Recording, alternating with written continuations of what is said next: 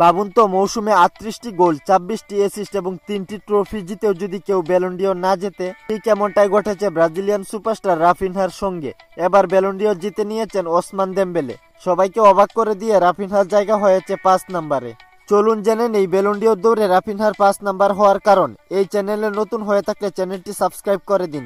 আসলে Ballon d'Or শুধু গোল বা অ্যাসিস্টে নির্ধারিত হয় না, এখানে ব্যক্তিগত পারফরম্যান্স পাশাপাশি দলের ট্রফি, বিশেষ করে চ্যাম্পিয়ন লিগ এবং সবচেয়ে বড় বিষয় জাতীয় দলের অধিনায়ক, কোচ আর সাংবাদিকদের বুট, এসব মিলেই ঠিক হয় বিজয়ী।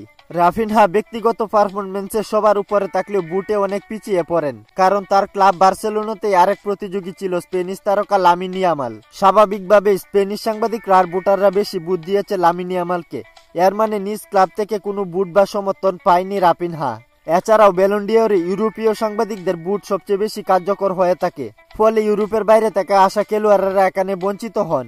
রাফিনহা যেহেতু লাতিন আমেরিকার প্লেয়ার, আর লাতিন অঞ্চলে মোট 10টি দেশ, তাদের সবগুলো বুটও রাফিনহা পায়নি, কারণ আর্জেন্টাইন অধিনায়ক মেসি আর কোচ লিওনেল স্ক্যালোনি তো নিশ্চিতভাবেই তাকে বুট দেয়নি। এমন অনেকেই বুট দেয়নি তাকে।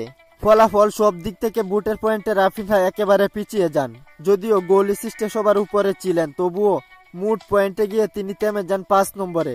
একদম ঠিক যেমনটা হয়েছিল 2024 সালে ব্যালন ডিওরে লাউতারো মার্তিনেজের ক্ষেত্রে। সুতরাং বলা যায় লাতিন আমেরিকা থেকে ব্যালন ডিওর জিততে হলে লিওনেল মেসির মতো একেবারে ম্যাজিক্যাল পারফরমেন্স দিতে হবে, যেন দ্বারে কাছে কেউ না থাকে।